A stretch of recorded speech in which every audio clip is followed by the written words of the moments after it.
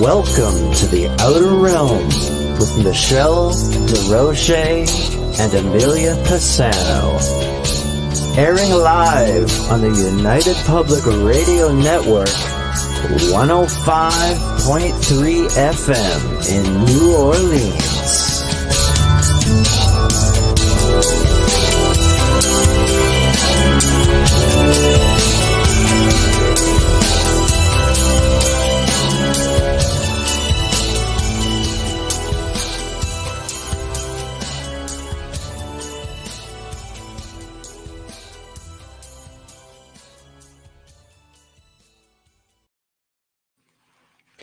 Good evening, everyone. Welcome to the Thursday evening edition of the Outer Realm. As you can see, I am solo. I'll explain all about that shortly. We are broadcasting live here on the United Public Radio Network 105.3 FM from the beautiful city of New Orleans. We are fully sponsored by the amazing folks over at Folgers Coffee. And thank you. Could not do it without you. Our newest sponsor, of course, Dr. Snick, the Sonic Surgeon, aka Justin Snicker. And that's his voice and music you hear for our intro and outro. He can be found anywhere that's got cool music, including Bandcamp, Spotify, iTunes, Amazon, etc., etc. So thank you. Tonight, we do welcome for the very first time the very gifted Nicole Antoinette. She is an amazing, she's just a sweetheart. Honestly, she is. She's an angel communicator, psychic mentor, and the owner and force behind Guiding Echoes. And she will tell you all about that. But before we get to that, we do need to get down to some business. So, news alert, join the members section of UFO Paranormal Radio on YouTube. It's basically brand new. It is now taking members, and that's the only place you're going to find some really interesting content. You're going to find the Gray Zone Uncensored. It's the only place you're going to find the Gray Zone Uncensored. You're going to find old archives. You're going to find stuff that all the hosts are putting together, such as special interviews and maybe some behind-the-scenes stuff. But it's going to be specifically for members only. That's that. Sorry, guys, but I think it's a real treat to do. I have personally done it. Yes, I have. I see the chat is already lighting up. You'll notice I am solo because some dang truck hit a pole outside Amelia's and took out her internet. The nerve. Show night to boot. But anyway, she's going to be in chat. So she's going to be in UFO Paranormal on YouTube. She's going to maybe bounce around over to the Outer Realm Facebook page. But right now I see she's quite active on YouTube. And okay, boo. I know it's a big boo. Anyway, I see we've got Pauline, Mama Bear in there. We've got Amelia, we've got Wayne, Michelle Millens, Doreen, Reedpath, Dave Petrello. God, it's just really filling up. Janie, hello. So yeah, this is great. So Amelia will be in chat to interact with you guys, and she might be able to pop in a few questions for our guest. And I am really looking forward to this because, EC, hello. Dolly, hello. Nicole has just been in a little bit of communication I've had with her, just a real sweetie. She came to my attention from a dear friend, Alexandra Holzer. So yeah, you guys have all seen her on the show a couple of times before, at least maybe 3, and bringing her back on again because she is also just really delightful. Every now and then, you just meet people who are like part of the little chicks club, and that's definitely Alexandra, and absolutely, I think Nicole could be one of our little chiquitas. So Nicole Antoinette is a psychic medium, angel communicator, psychic mentor. She was raised in a strict, abusive, and religious household in which psychic gifts and abilities were viewed as evil and demonic. Pretty much heard that story a few times, and my gosh, guys, we have to let that go. Honestly, I'm so grateful that things were a little bit more open-minded in my household. As an adult, Nicole discovered her psychic gifts and made it her mission to not only share her gifts with the world, but to teach others how to accept, embrace, and enhance their own psychic abilities. She has created several online courses, such as Easy Steps to Strengthen Your Clairvoyance, Embracing Heaven, Connect with Your Deceased Friends and Family, and Psychic Mediumship Through Chakras. Right off the bat, I know I'm just like digging this girl. She's just awesome. And we're going to wait for her to come on in. I want to get rid of Facebook now because I'm going to be hearing binging the whole way through. Hello, Ellen from Chicago. Hello, Amanda. My gosh, romper room with a magic mirror. Dare I even ask, Wayne? Dare I even ask? So, some things you just don't want to. You don't want to know. So, anyway, please, guys, feel free to put all of your questions and comments in the chat. I can see all 8 platforms right in front of me, and I can see we are filling up on the other platforms as well. So, yeah, Joe, you're just too darn sexy for radio. We know, I know, but thank you for being in chat. And here's our lovely guest right now. Hello. Hi. How are you? I'm great. How are you? I'm well. Thank you. As mentioned, Amelia is not with us, but she is in chat. You'll see her pop up, and I'm sure every now and then she's going to toss a question in from there. But some truck hit a pole outside her house. Dang it, right on show night. So it's like, thanks for that. She goes, hey, she goes, here we go. Here's Amelia. Hello, Nicole. There we go. Yes, Wayne, I know it was a show in the 60s. I just wonder why it showed up in my chat room. That's all. Stupid truck. So you're doing well. We've really been looking forward to bringing you on, and I'm looking forward to hearing all about it. You seem to have grown up in the same sort of environment it's such a familiar story with people in respects to the secret. You don't want to talk about it. Right. And ironically, in one of our other chats from the show last night, we had a woman make comments about the guest with respects to his abilities. And she was, I'm guessing, very Christian, and saying that we shouldn't be promoting things like that. That's just not a good thing. And I kind of got the sense that it was a big taboo, with her faith and in her life. So why don't we start off with you, I guess, with your humble beginnings and what it was like for you growing up? Well, it was not fun. No, I guess not. Not at all. So basically, I was born on December 13th on a cold I'm kidding. So Nice. I mean, I don't know how far back you want me to go. No, wherever you want to take us. We'll go back in the Wayback Machine as far as you'd like, girl. Oh my gosh.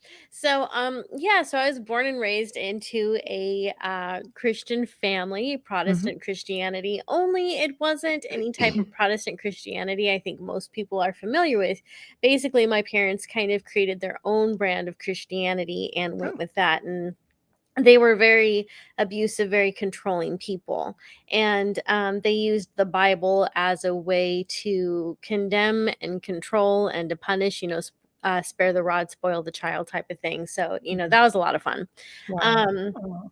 yeah, and so my parents, my mom especially, believed that everything outside of the Bible was demonic, unless of course it was convenient, like a car, or TV, Not so demonic, right? Right? It's a No, those gift are from the heavens. that's Yes. right. What a blessing.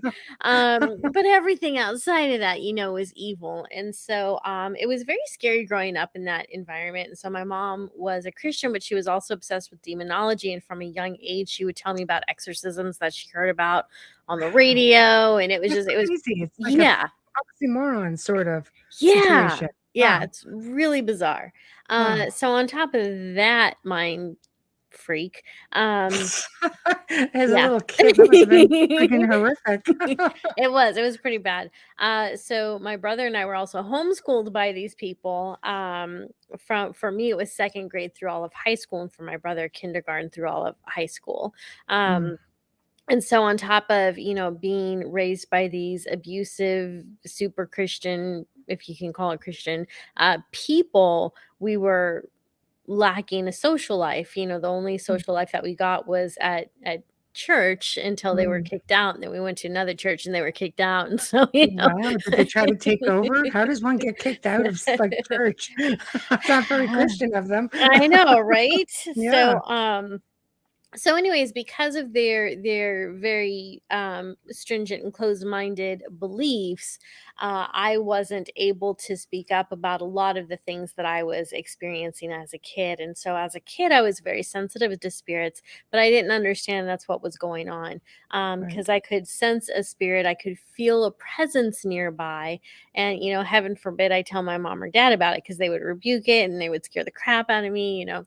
I Nice. would I know I would frequently get dreams of the future, dreams that were very allegorical, and those I felt a little more safe sharing, because at least there's a gift of dreams in the Bible. So I Right. could It's talk there. We about can talk those a about little it. bit. Yeah. Right. Um, but for the most part, it was very confusing because I didn't have really any adults that I could trust. Right. But, when you're a child, you still trust your parents, and you kind of, when they're as abusive as mine, where you kind of walk around them, and, Mhm. it's always a guessing game. Like, what can I tell them and what can I not? When you're a kid, you want to share everything with your parents. And, Yes. unfortunately, I didn't have a whole lot of adults around me that Mhm. I could trust or that I could talk to about such things. And so those were kind of that's the environment that I grew up in. And Mhm. once I became an adult, I tried the whole atheism thing, but that didn't work because I definitely believed in something. So Well, there's something for there's sure. something. Yeah, I don't quite know what it is. Still don't. But yeah, so gave that a shot. Didn't quite work out. Right. And eventually I did go back to Christianity for a short while. I was an evangelist, like knocking on people's doors on Tuesdays Wow. and inviting them to, Good for invite you. Jesus Christ into their heart. So Yeah, you're just a champion after all of that. I know, right? So, Yeah. I mean, I figure if the road that I'm on now was wrong, my soul's fine because I turned so many people over in my early 20s. Like, You're I've catching got up. it covered. I got my karmic points now. Leave me That's right. be. That's That's right. right. You're funny. I'm good. Oh, I so can I can summon all the demons I want now. I turn people to Christ. It's all I'm good. No, no, okay. As long as I can get rid of them, I can do it. that's Yeah. right. I brought you all kinds of people. So I, I have to ask, and again, like Amelia has asked the same thing. Like, again, how does one get kicked out of church? It sounded like, let's face it, you're out there on the streets bringing people over. Just saying, "Oh, come on, like join in Yeah. the fun, love and light, Christ. This join the church." So why would they to get rid of their members to me is pretty hardcore. Like they must have been I pretty out there. I don't know the whole story. You don't have to answer if you don't want to, but when a No, it's question not. comes up, I have to, I have It's to not even ask. that. It's that I really don't know the story because I was a kid or a teenager, Right, and so right, whatever the right, actual reason was, we were asked to leave. I don't know. right. I do know that I guess it's the first church that they were asked to leave was because somehow I got found out that my dad was growing pot in our backyard. He was an elder in the church. I just love it. I Isn't just that wonderful? And my brother and I, it was so funny because, like, okay, so when I was a kid, right. there was this one section of the backyard that we were absolutely forbidden to go into. And, my parents being abusive, we never asked why you can't. We just knew we would get our butts kicked if we, Right, disobeyed them. And right. somehow they Yeah. always knew. Yeah. It's the So garden. yeah, so there was this exactly. So I didn't know that until I was like, I think 18 or 19, and it was my sister who was like, "You know why we were never allowed in that part of the backyard, right?" I'm like, "No, I never cared to ask." And she was like, "That's where Dad was growing his pot." The garden. What? what? Who are these people? So, you grow up in that environment having no idea, thinking mom and dad are perfect. And I mean, Yeah. you know that they're not, but still. Right. No, but So, it's you grow up thinking that right. they're at least stable, Right. which I'm not Yeah. saying, by the way, that you're unstable if you're growing pot. I'm just saying that in the type of environment you lived in that was so Right. strict, it was almost, say what or do what we say, not as we do Oh, sort of deal, absolutely.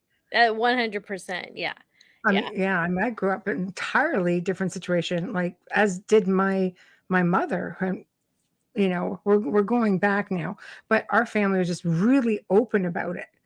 Just like, oh, you have an imaginary friend and set a place at the table. It's just that Right. sort of openness, right? So, oh my See, gosh, and my I mean, brother had an imaginary friend when he was a kid, and when my mom found out about it, she freaked out. She started rebuking Satan. Like, it was just like, that's how over the top these people were. So it's a very scary environment to grow up in, because it's like we weren't even allowed to have an imagination. Like, it was just right, crazy. Not that imaginary friends really are just in your imagination. Obviously, some of them can be spirit guides or spirits or sure, whatnot. But yeah, so it was for sure. it Amelia was seems to think, did you feel at that point that I must be adopted? It would it's sound much more funny. humorous if she was here singing her cute little bubbly voice, but so You know what's funny about that is, like, earlier today as I was making dinner, all of a sudden it popped in my head where I was like, I should totally get 23andMe. What if I was switched at birth? That would be the best news of my life. it's you never know. You never know. As Why Wayne not? says, they shouldn't have been playing with the devil's lettuce, so we're gonna have some good ones now, I'm just sure.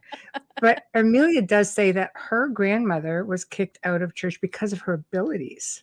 Oh, interesting. And well, we're talking hardcore Italian Yeah, also, right? So, wow. So that's yeah, it's almost like do as we say, not as we do. right. That must have been really difficult because you're being told one thing, you're seeing something completely different. So when you Oh, yeah. realized you were gifted, you couldn't really go say anything because your mother might have been tried to do an exorcism on you or something if she was getting mad about the imaginary friend. So how did you Right. cope with that as a little child? How did little Nicole actually cope with that? This sounds like it should be a movie. So the way that I coped with it was actually when I'd go to bed at night was when I would talk to my imaginary friends, and I Right. would just kind of allow my imagination to go crazy. So going to bed at night was actually one of my favorite times of the day, because it meant I was going to be left alone Right. and I could just go ahead and fantasize about whatever. So when Mhm. you're, 7 years old and you're homeschooled and your parents are crazy, and you know how much of a social life, what else do you have? Right. Um, so Right. I so that's how I dealt with it. And to be honest, I don't remember a lot about my childhood. So other Mm. than, as far as what other coping skills I may have had, I have no idea. I don't Mhm. I don't know what else I may have done.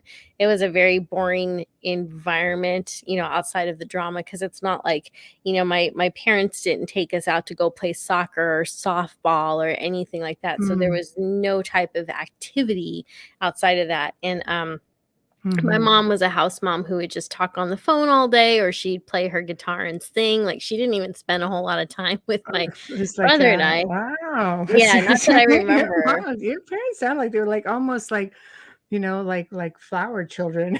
Just go pot and play the Well, guitar and sing. flowers Yeah, too I nice love of a it. term for them, but yeah, they were No, more no, like I'm weed sure children. not. I'm sure not. Okay, here's a tidbit for fans out there that my mother feels compelled to share with everybody in chat. Doing this only one for 5 seconds. Michelle was kicked out of church when she was 5 because she was so disruptive.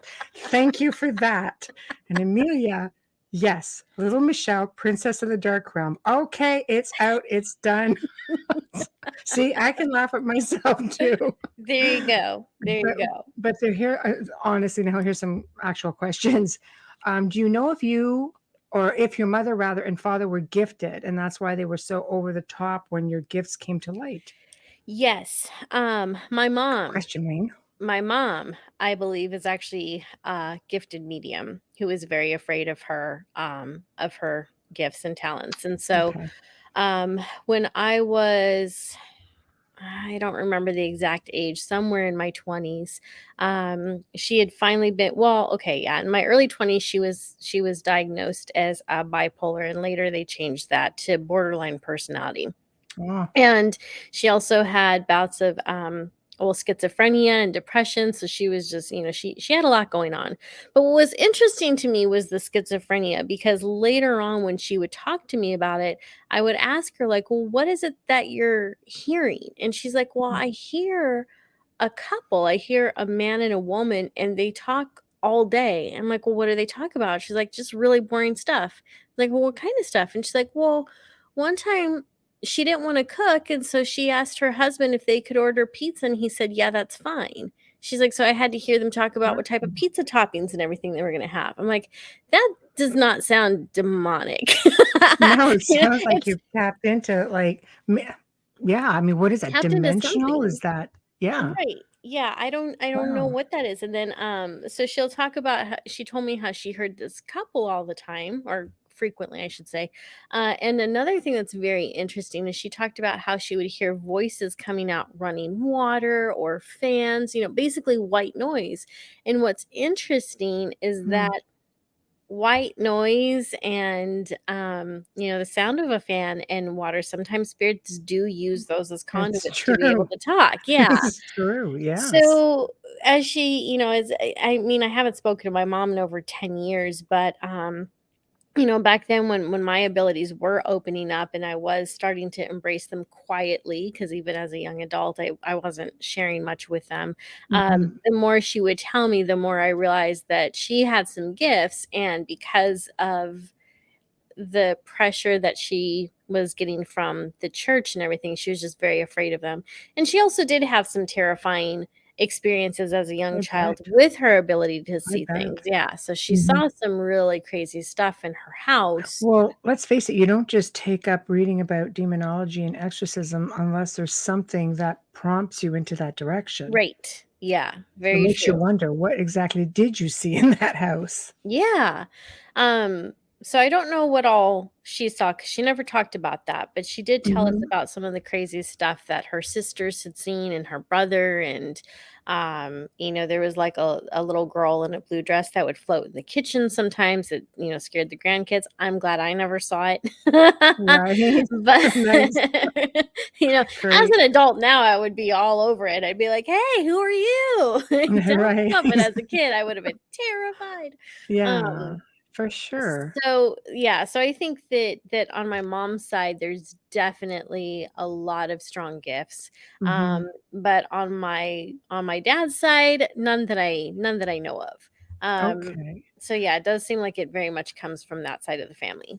Well, Amelia says, did you share your gifts and experiences with your friends? Amelia, it's really weird having you host from the chat room, but I'm just, but there we have it.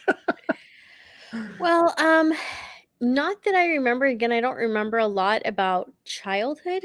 Um, Mhm. and I think one of the reasons for it, there's two reasons. One is that it was so isolated. Um, Mhm. And I didn't have friends outside of church and So the yes, neighborhood and kids. Well, I did have a same. job actually as a radio host with a radio station called Radio Oz, so that was fun, but that was like twice a month, and that was Right. when I was, in my older teens. So, I don't remember having any friends that I would have spoken to about any of that stuff. I don't think Mhm. I did. Right. If I did, I don't remember, Mhm. but Right. yeah. Okay. Here's another one for you. Rolling in already. Why do you think some spirits use liquids, air as conduits to communicate? Dave thinks it's because it's an already established energy system, so it gives an energy boost and makes it easy for them to come through, which makes sense to me. What are your thoughts on that? Or do you want me to Yeah, leave it up so you can see it? Yeah. I think so. I think that's correct, because we already know that water is a massive conduit for spirit. It's one of the reasons why psychics and paranormal investigators especially need to be sure that you have your water near you at all times. Stay hydrated, get your Yes. electrolytes in. You do, because don't you feel like you're completely parched when you leave an investigation? Yes. I would feel like I could just like stick my head in the toilet and drink Yeah. forever. Right? You know? I don't know Yeah. about the toilet part, but I feel No, you, but you girl. know, you know what I mean? You just drink anything is what I'm saying. Like, Right. Yeah. So we yeah. already know that water is a conduit. And if you have Yes. moving water on top of that, well, anything that moves is building up energy. Right. And the same thing with a fan, so that's Yes. building up a lot of energy, and that energy is going out into the air, out into the ether, which Mm. we can't see. And that creates the ability for them to harness that energy so they can present themselves in any way they want. So if Mhm. there's a clairsentient in the room, then that spirit is able to latch on Mhm. to that emotional state of the clairsentient, so they can start working with them that way, sharing Right. an emotional state. Or Mhm. if it's a being that's practiced in showing up whatever Mhm. way he or she wants, then they're able to do that. So I do think that that's why they're able to also use it very easily as kind of like a one-way radio, Right. No, talk I to us, agree. because it's feeding that energy to them. I agree. I live pretty well in Niagara Falls, and we hear the falls are really not that far. And on Oh, some nights, yeah, we stream out of New Orleans, but I actually am in Canada. And some nights the falls, they're just so powerful. You could hear them. And it's like constant voices just coming in. oh And wow. I would lay there going, "Are you kidding me right now?" It was nonstop talking. And it's just like, oh my gosh, like old. And you question yourself because like old radio shows or old radio Yeah. broadcasts. And next thing you know, there's couples like fighting and talking. And I'm just going like, shut up. You know? Noise canceling headphones. Oh my God, something. I know. Now it's just frequency. That's, I think, the downfall of living so close to such a powerful force of nature, Right. being water to boot. It's just like the frequency sometimes is deafening here. Yeah. Oh, I can imagine. Oh gosh. So okay, here we go. Did you have any terrifying experiences as a child? There we go. I did. It's not one I talk about very often, and it's not what most people would expect. So, Right. one night when I was a child, I don't remember how old I was, 5, 6, 7, Right. somewhere Wow. around there. I was lying in bed, and there was a stream of light coming over me as I was lying down. Mm, So, groggy little Nicole kind of looked up like, "What?"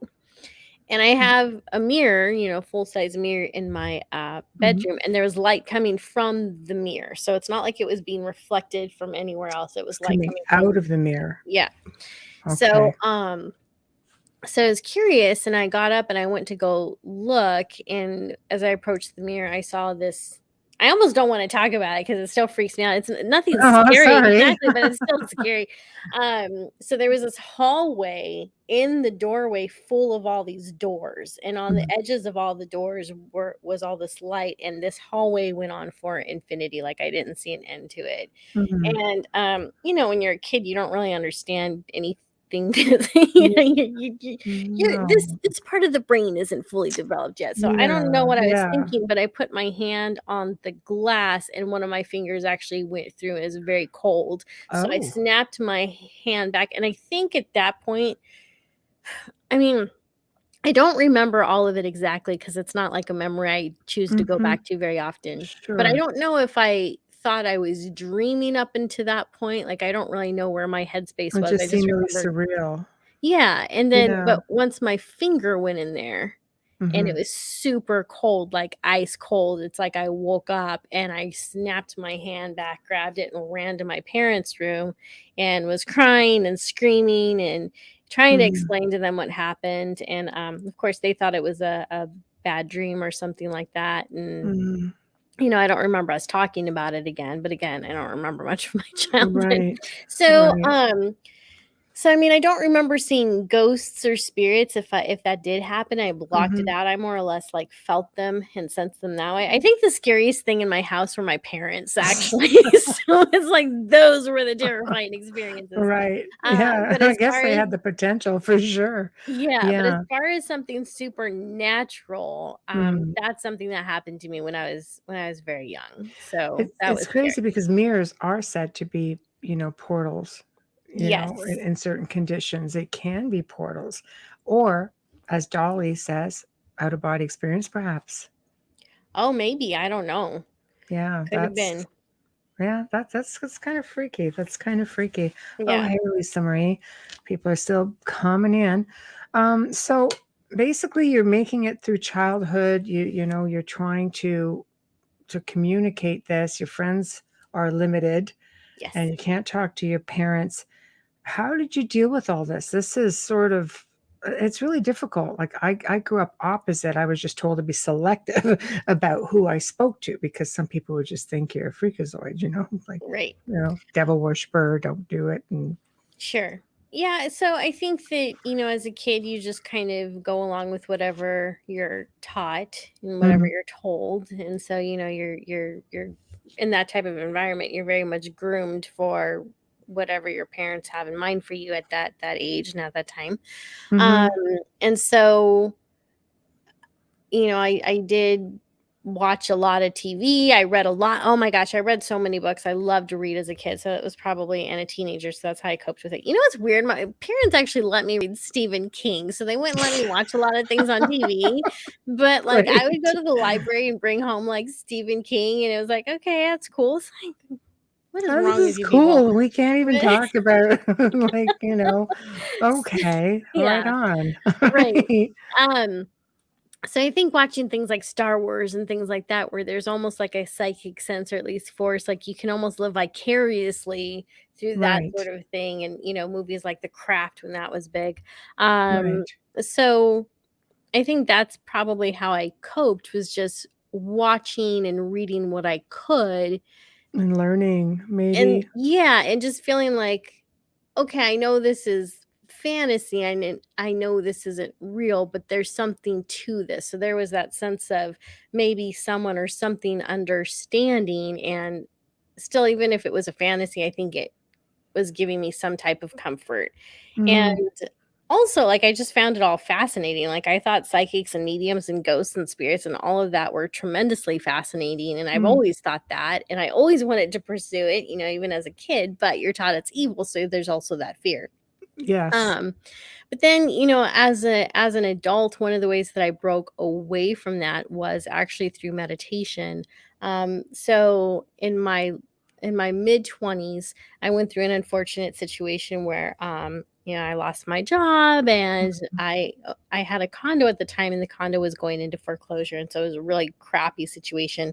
Um, and I couldn't afford to go to therapy and get help for the level of depression that I was in. Mhm. So I was in this chat room online, and someone was like, "Well, why don't you try meditating?" They gave me this resource to a website called meditainment.com, which is still around. They still have great meditations. Oh, very Um, cool. yeah. So they were telling me how that can help with anxiety and depression to give it a shot. And so this is so sad. So like I found the courage to do this. I was so afraid I was going to get demon possessed because that's what Aw. my parents had, again, one of the things they taught you is Yeah. that it's through That's meditation that people terrible. become possessed.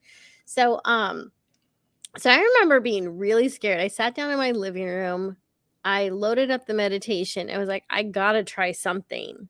Like I Mhm. gotta try. That's how bad my depression was. I was literally willing, not willing, but like chancing that I might have a really scary encounter with something horrible. But it was like Right. I've got to do something about this depression. So I Right. ended up doing this meditation where you're walking down this beach and it's very tranquil and very peaceful. And at no point in that guided meditation were you supposed to meet someone in the meditation, but I did. I met my first spirit guide. I met this Oh. man walking, and he had a dog with him, and I remember that I loved the dog. I was so excited when this dog comes running at me, and Aw. I'm like, "Puppy!" You know? But Aw. what's looking back at that, what's fascinating to me was how not just that my spirit guide came in and that it was very smart of them to bring a dog into that meditation with me to break the ice immediately because I wasn't gonna Just sense any ease you rage. into it. That's right. Right. But the level of detail that I saw in that visualization, Mhm. now I know that that is not normal. So I was able to visualize quickly. I was able to get into a meditative state quickly. And the Mhm. fact that I was able to get there when I was scared, that Right. somehow I got into that was actually pretty amazing. So I continued to do that meditation, and sometimes the guy was there and sometimes he wasn't. And that's kind of how the whole doorway into that other spiritual path Mhm. began to open up. And the mediumship wouldn't open up for probably another 5 or 6 years after that point. Um, but yeah, Mhm. so that's how I kind of got on this path and was able to Mhm. steer clear of the other one. Yeah, it's kinda scary. Do you find every now and then that they tend to cross? Because I mean, getting into, paranormal investigating, if you get kinda yanked into that with Mike, thanks, Mike, right? You know, you're going to sometimes end up like, I know I filmed in places that were supposed to be very benign. Next thing Hmm. you know, you're there, and it's like, "This is not benign at all," and the Right, people sometimes they just are used to living in a suppressed situation and they don't go right. beyond that. Yeah.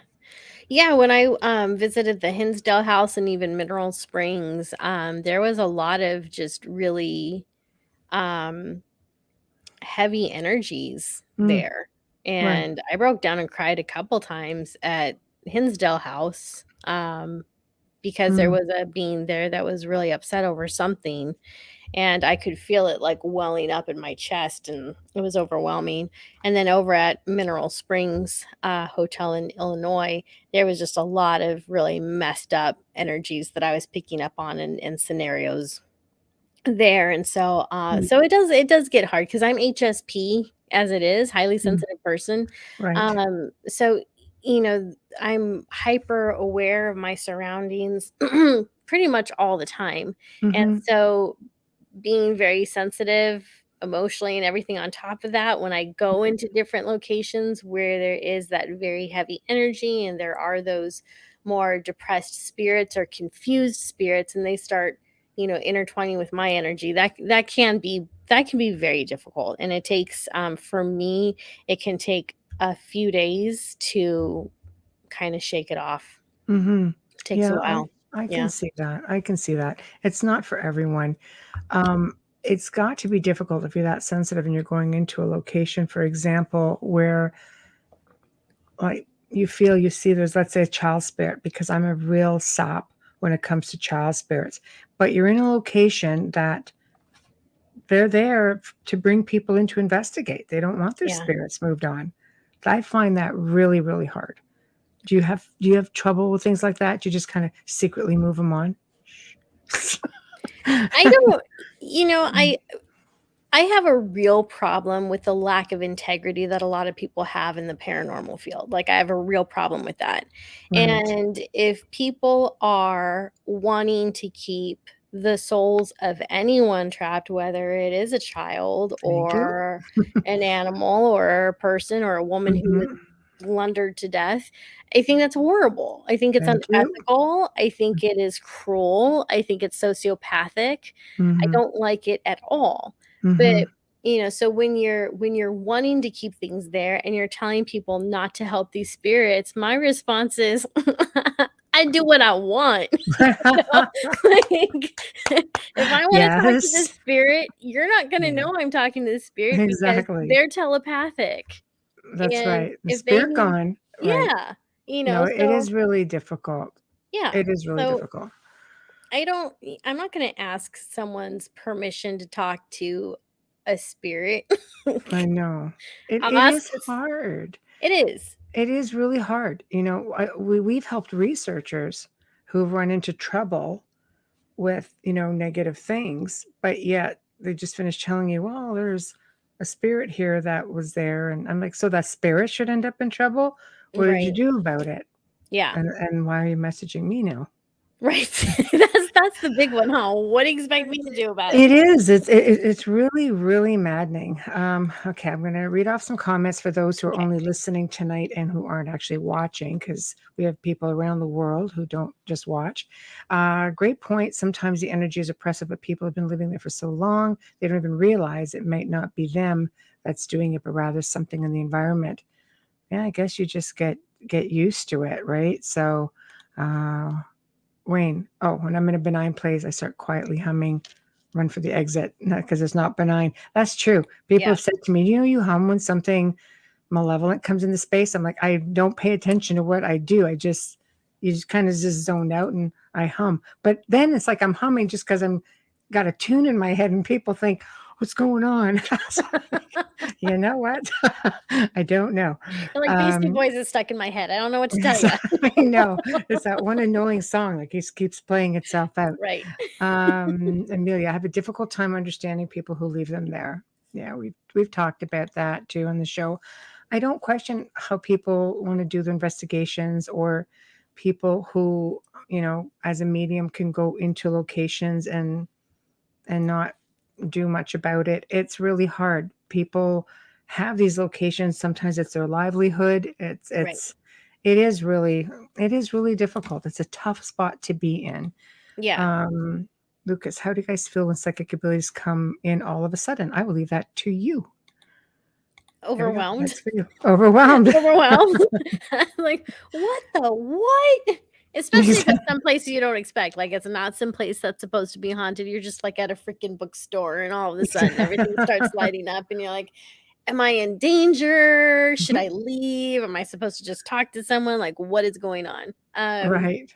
Yeah, because I think, well, also when you become, I think, a more developed psychic, I think that you're able to decide when it's on and when it's off. So if you I decided can that switch it's off.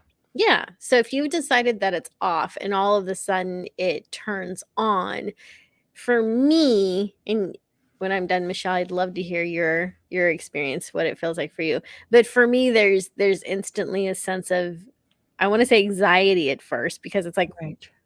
okay, I did not turn this on. What just happened? Right.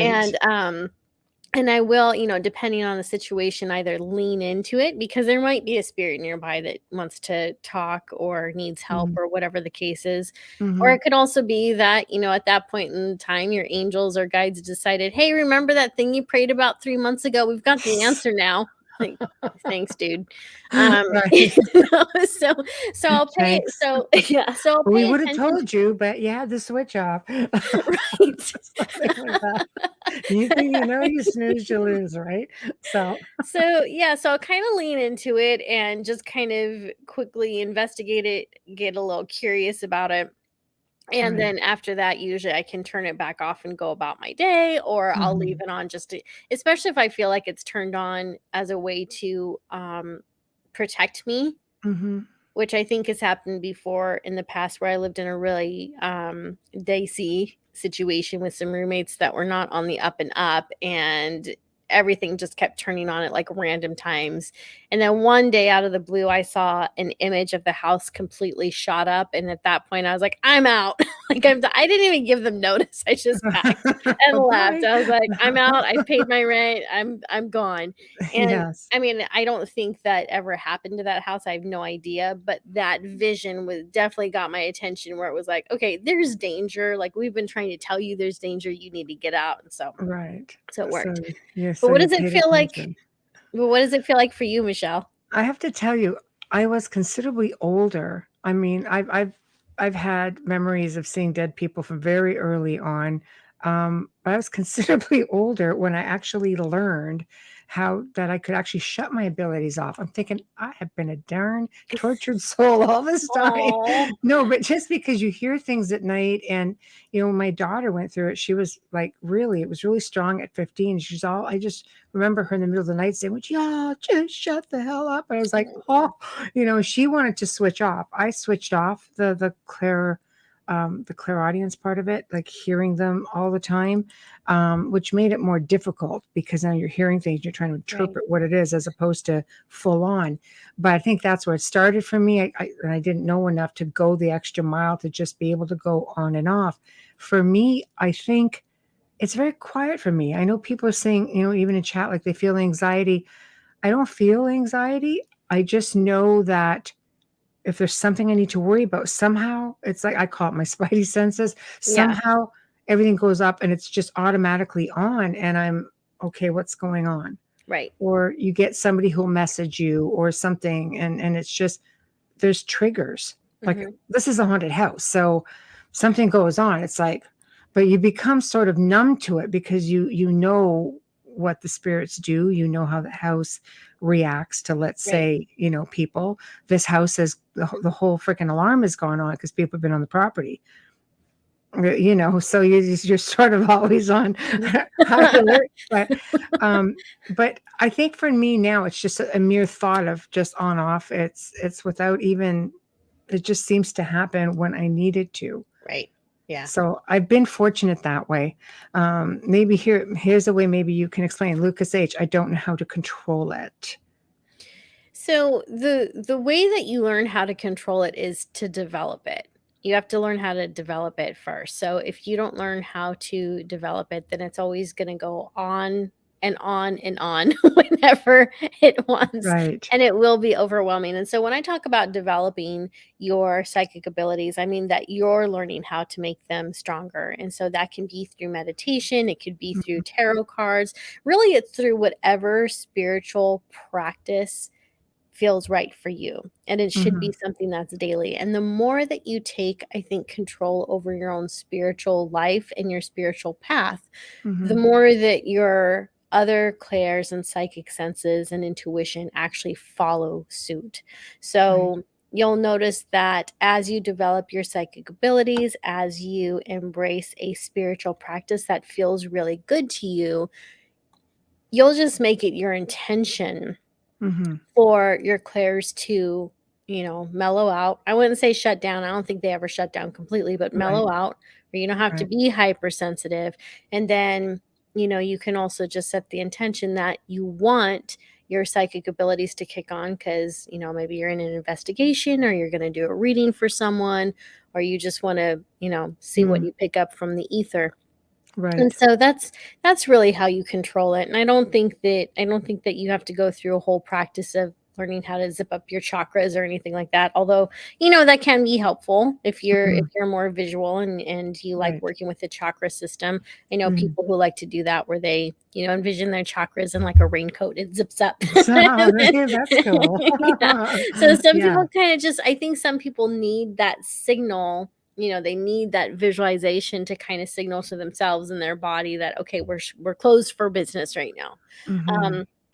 So there's a lot of different ways you can learn to control it. But again, I think that's the best way is when you learn how to strengthen it, you also learn by proxy, I think, how to shut it down. It's like anything, you just have to work at it. Yeah. Tamara, do you ever get overwhelmed when you are around large crowds? That's a good question. I do, but I don't think it's because of my psychic senses. I think I'm just like claustrophobic. I'm only 4'11" and 3/4, and so I get like pushed around in crowds very easily, and that's a little intimidating. But there's certain crowds that I love. Like I love the crowds at an amusement park because I love amusement parks. And there's just like usually a pretty happy vibe there. Like everyone's happy, everyone's goofy, everyone's laughing. Like those type of crowds are fun. Concert crowds, not so much because I don't really like being around the alcoholics and all the drugs I get. Like that just feels to me. Well, it's an energy thing too, right? It is. We absorb that, I think. Yeah. So it really depends on the crowd and the situation. So, if it's a happy crowd, I'm good with that. Loving that. But there's certain crowds where, for example, like at a bar with a bunch of drunk people. Like, I'm not really comfortable there. So, Right. yeah. No, I can understand that. And I think to go on with that and a little bit on what we were talking about with abilities and switching on and off would be grounding.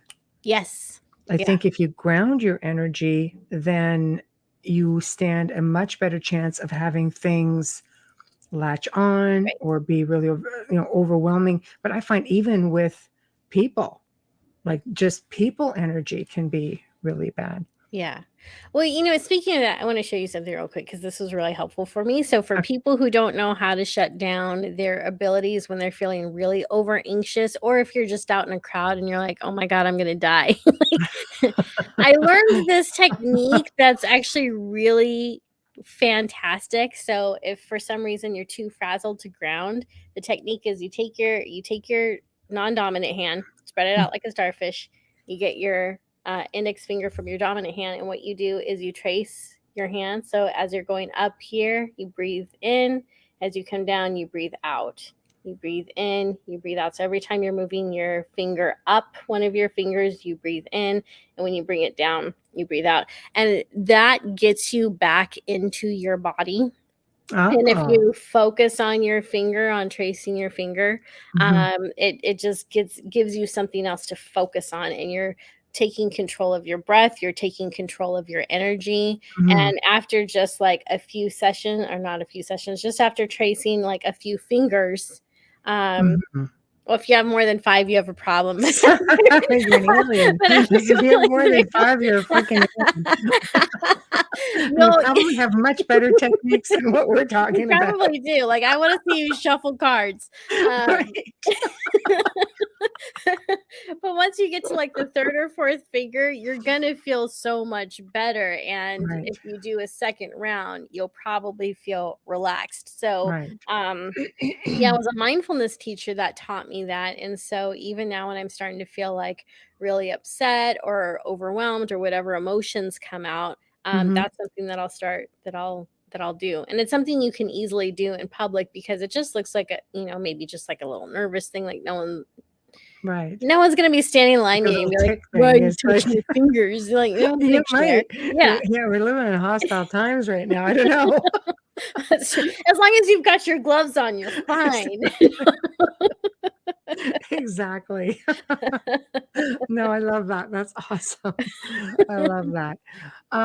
So where does like what was your first experiences with angels? What made you decide like I want to be in communication with angels? I mean, aside from the obvious, like who wouldn't? But but again, it doesn't just happen. Some people actually go the other way, and Right. start getting into dark arts because you have these entities who are very willing to Oh, sure. communicate with you, you know.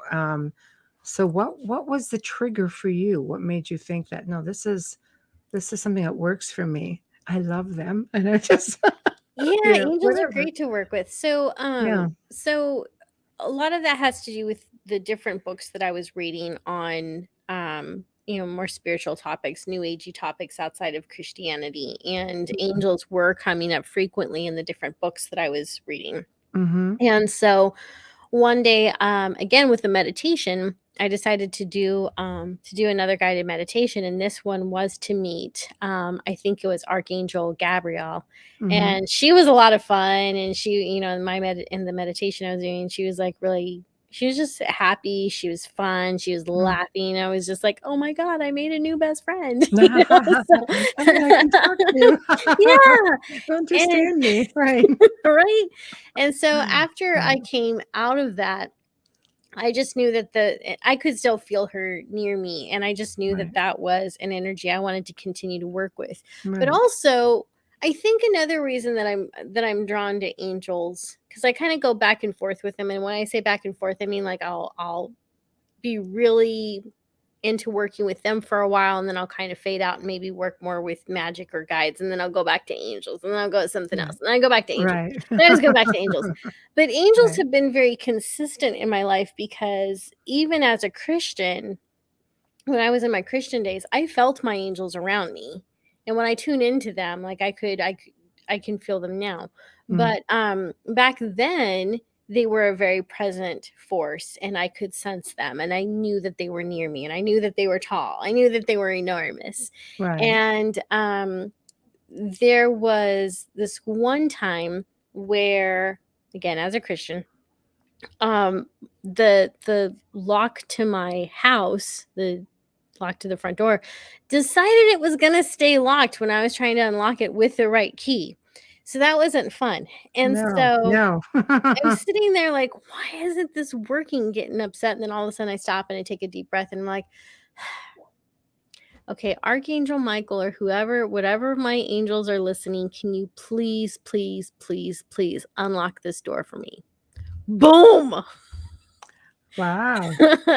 It was Who needs a unlocked. I was key? able to get into my, Who needs a key? Who needs When a you got an key? archangel, right? So that was actually a really powerful experience for me, because you're not supposed to talk to angels. You know, as a Christian, you're not even supposed to talk to angels. It's considered praying to them. So that was the first time I just asked an angel for help and got an immediate response and immediate help. And so that's something that always stuck with me. And I remember one time, like after I was doing my own little Bible study, reading the Bible, taking notes, I just kind of stopped and I was like, angels, I know I'm not supposed to talk to you, but I really want to thank you for, being in my life and helping me. And, and so I think that angels, because I connected with angels before I ever did the mediumship with other spirits. And so I think that angels for me were a safe transition. They were a safe transition into everything else. But it was really through those guided meditations that I started working with them more consciously and consistently. Do you think it's because you felt safe in a way? Yeah. Oh, absolutely. Yeah. Yeah, they do feel very safe to me, because again, I know that they're enormous and they're fun and they're not all fun. There's one that I know who's one of my angels, and his name is Logos, and he's like such a serious mofo. And I'm like, dude, like, can you show an ounce of compassion? You don't, yeah. Right? He's They're not all love and light. No, they're They're not. pretty badass. They are. Well, angels have been known to draw blood. It's all throughout different, books of history. But yeah, so Logos is he's very straightforward. He doesn't beat around the bush. If he's got something to say to me, he'll say. He doesn't care if he hurts my feelings. And I've told him a few times, I'm like, yeah, I don't even know if I like you. Can you, I know. You're not my friend today. Yeah. Like, can you tone it down a bit? Can you try to have some compassion? Go talk to one of my angels and ask for advice on how to talk to me before you talk to me. Right. Did you seriously just say that to me right now? I know, right? Like, do you have any bedside manners? Right. No, apparently not. Like, there are guides like that too. And it's really difficult because you're actually looking to these beings to guide you. Right. And, I had one, I thought it was pretty darn hysterical with the comment I made. And he just looked at me with this straight face. And I had another friend who was with me, who was in medium. He goes, I don't think he likes that. I says, I just don't think he has a sense of humor. And he was just all frowny. Yeah. It was like, I get stuck with you. Like, right? So it is really difficult. It's enough to deter somebody from wanting to make that kind of contact, So yeah. Well, fortunately, there are enough fun ones out there too.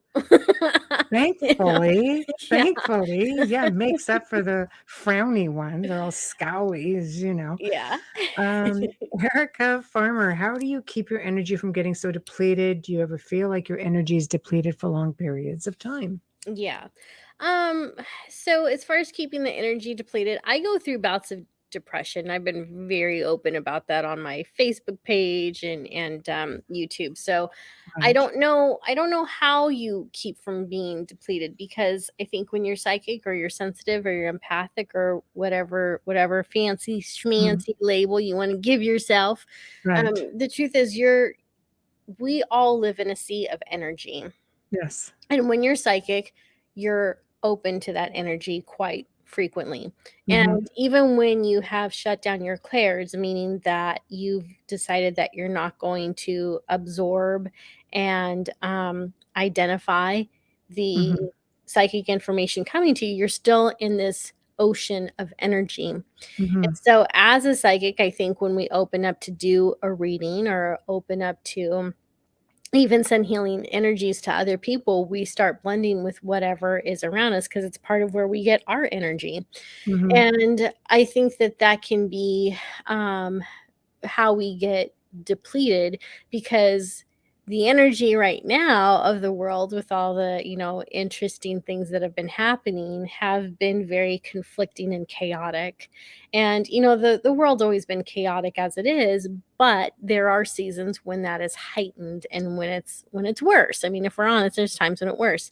And Mhm. so when you're absorbing energy, and even when you're giving energy, because when you do a reading, you are doing an energy trade, um, that can be very exhausting. And so the best thing to do is to recognize when you're headed for burnout, recognize the signs of it, because Mhm. psychic burnout and compassion fatigue is a thing. Right. And when that happens, you need to give yourself space to work through that. So, Mhm. whatever self care means to you, and I don't think self care means go get a pedicure. I think self care means, I you don't know, know. yeah. I mean, it can be, It but can be self pretty nice. it can be. But you want Yes. something that's like long standing. So, Yes. you might want to stop and be like, okay, what kind of foods have I been nourishing my body Mhm. with? Or have I been neglecting the nourishment because I'm Mm. eating for comfort? Are Right. you getting enough sleep? Mhm. What are you thinking about before you go to sleep? So you really just kind of have to build up a wall of, I want to say, almost a wall of positivity, so that you can keep yourself from feeling that depleted. Mhm. Because if you're feeling depleted, there's obviously something off in your life, and sometimes you may not have any control over what That's that true. thing is. So Right. you just kind of have to work through it, get Mhm. through it, ask your guides and angels for help. If you know Reiki, you can self Reiki. You can, if you've got friends who can send you energy, you ask for that. But just Mhm. also know that everyone gets depleted at some point. Like, everyone Right. goes through those seasons where their gifts seem to shut down for a while, or everyone goes through that season when they're not feeling particularly compassionate towards the human race. Like, it doesn't Right. matter if you consider yourself a light worker or whatever it is. Right. Everyone goes through it, and it's totally okay. It's called Right. being human. Yes. So just notice when you're depleted. Give yourself time to stay that way. I know that sounds Mhm. weird, but give yourself a few days to stay that way and just Mhm. lean into it, because that's how you also recharge. And then after a few days of leaning into it and resting and doing what you have to do, then you start rebuilding purposely from Mhm. there. So those are the tactics that's the tactic that kind of worked for me, where I'm just like, all right, I feel like crap, and I'm just gonna embrace this for a few days, Put your because feet it's up, like, back off, phone off the hook. yeah, That's it, leave me alone. Lots of water. There we that's go. right. Lots of water. Wayne says, I think it's difficult to not get depleted because we're energy beings that are temporarily in a physical form. So Yep. when we're experiencing these amazing beings, it's bound to drain us. I think Yes, so. I think I so too. think so. Amelia did have a question. I have to go back into the machine here, the way back machine, I was going to say. Nicole, do you also see or communicate with angels of death? That's a good question. I don't know if I would call them that exactly, but there have been times where I will communicate with. Okay, well, let me back up.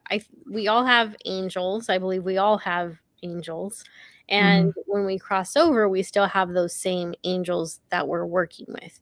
So there Hmm. have been times when I have been working with a spirit on the other side, and one of their angels will come up. Like, one time I had I had a spirit on the other side that was not talking to me, and this typically happens when they were shy, quiet, or private in real life. They will take that to the other side. So Yes. I had a spirit on the other side, and I'm trying to deliver messages to his loved one who is still here, and I was getting really frustrated, and all of a sudden the angel popped up, and he's like, he's just like this sometimes. And I was like, Okay. So in other words, he's not talking. yeah, I So mean, what do you say to that? Like, an actual angel pops up out of nowhere. It's like, he's just like that sometimes. Like, okay, well, can so are you we help? gonna converse? Are you gonna translate? Are you Yeah, ventriloquist? and What can and we he do? did. Yeah, the angel did. The angel like was able to get him to start, talking, and Right. it was the angel that actually I was communicating with the angel instead of that spirit. But it was just it's so funny the things that you run into as a medium because it's like no one prepares you for this. Right. And it's true. It's not as cut and dry as No, people think it is. it's not. It's a lot more, there's a lot more to it. I've had spirits come through and they're trying to tell you things. My grandfather was notorious for it, and he cheated a lot. When I say that, I mean, no, I mean he comes through and he's trying to give you information that you're not really supposed to have. And then there's a woman in the background who I am assuming is his guide saying, "Stop that," and she's scolding him, and he's trying really quick to get extra stuff That in. is And I'm so just like, funny. That is so funny. you just sit there and going, wow, this is the thing. Like you are being scolded. I think you need to stop talking or talk Mhm. faster. Talk faster. Whatever it is, man. It's But like she can't hurt me. exactly, he's trying really hard.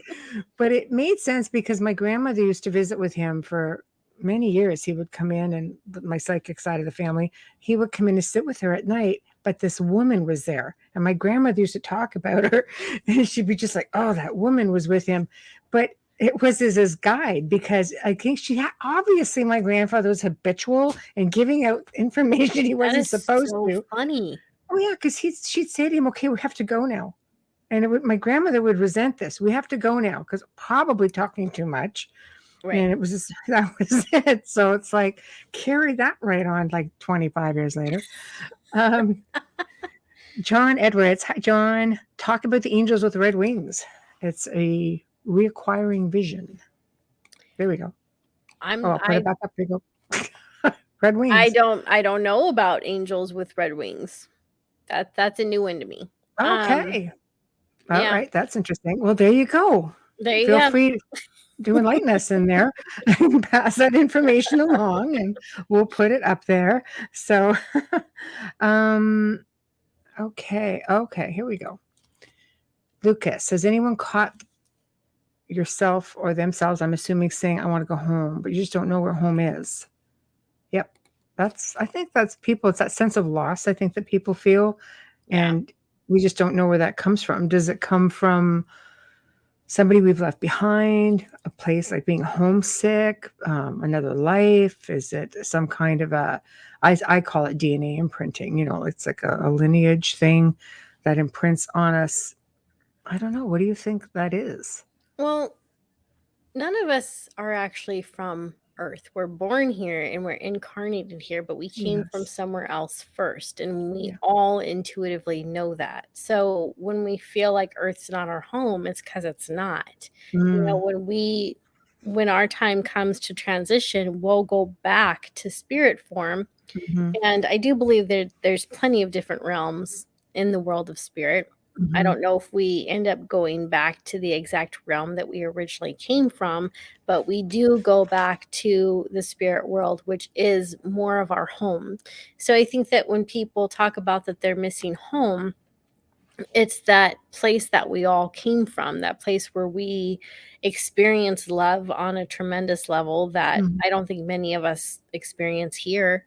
It's Yeah. that level of acceptance. And also on the other side, we do have different guides and angels that we work with, and it's different than here because over there we can see them just as easily as we see each other, Mhm. as we see other humans here on this physical realm.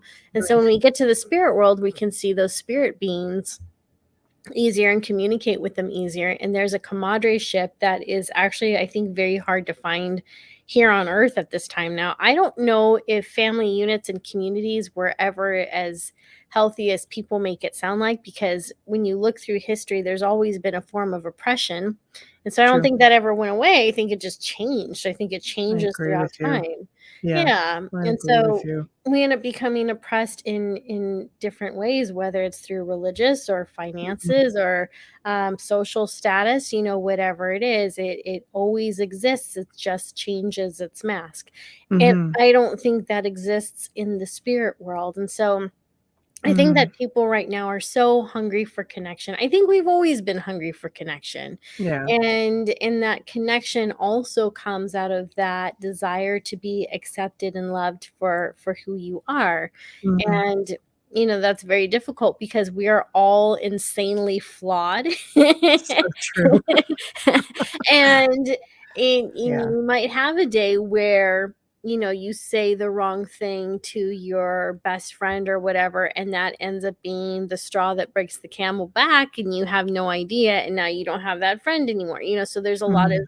experiences that we go through here in this world that's very confusing. And then on top of that, you have to deal with just the maintenance of life, like brushing your teeth every day so you don't get gum disease, and making sure you get enough sleep Eating and eating substance and and pooping and all the things, all right. the things. So it's exhausting being human. And on the other side, we don't have to worry about mortgage payments or any of that.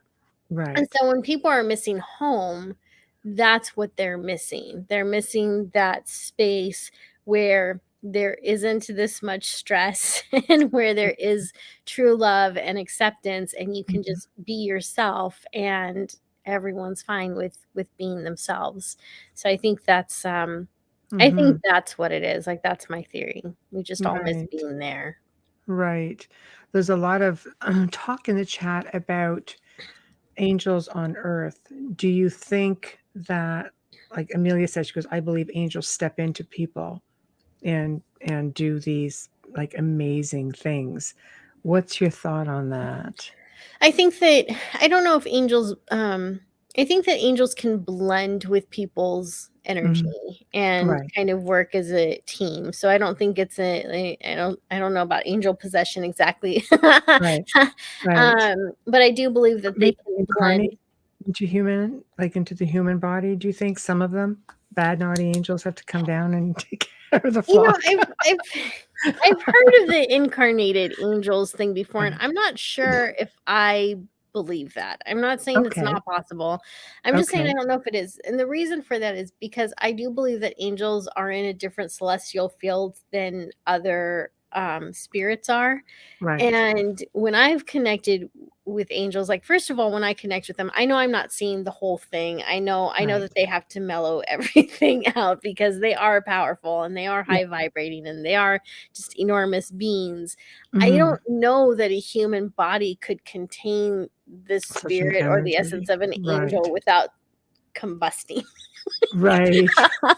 Okay. um We'll go with that.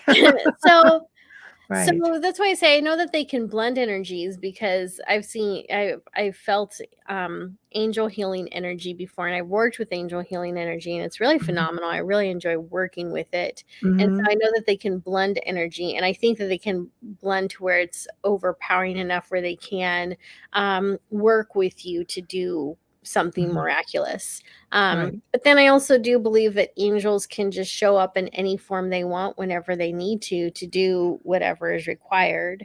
Right. Um, so, I mean, there's a lot about these beings that we don't know. Like, we don't even really know what they are. This is true.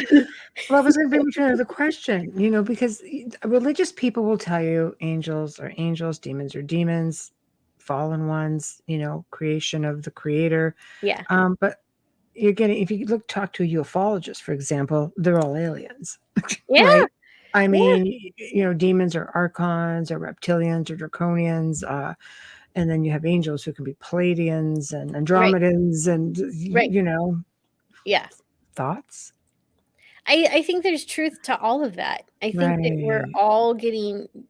I think we're all getting doses of the truth, and we're not Right. gonna know what that is until we cross over, and even when we cross over, we may still have to search for some of it.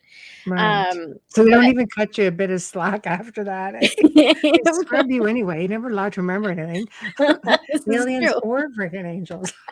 So when you get over there. Well, I mean, it makes sense that angels and demons or whatnot would be aliens because they are alien to us. They're in another, Yes.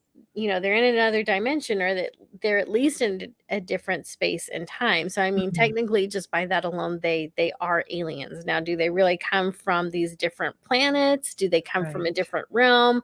Are they both one and the same? Like, who Mhm. who knows? Right. I don't know, but I think that there's truth. I think that there's truth to all of it. Right. Right. I agree with you. I think it's good to have an open mind about it. Yeah. Okay, look, Chris, here we go. Hello, how are you? Wait, long one. Yep. I see shadows. I see orbs. I hear, I'm going to say, I don't know what that is. Sorry. It goes out of time. I've seen my husband, great grandmother. She was transparent. It was only for a split second, and then I wasn't able to see her again. Sounds to me like, and hello, I see I'm just going through your chat now. This is the one I actually wanted to address. What about seeing demons almost look like a lizard with scales, midnight blue? It was mocking and vanished with a prayer. So, do aliens care about prayer?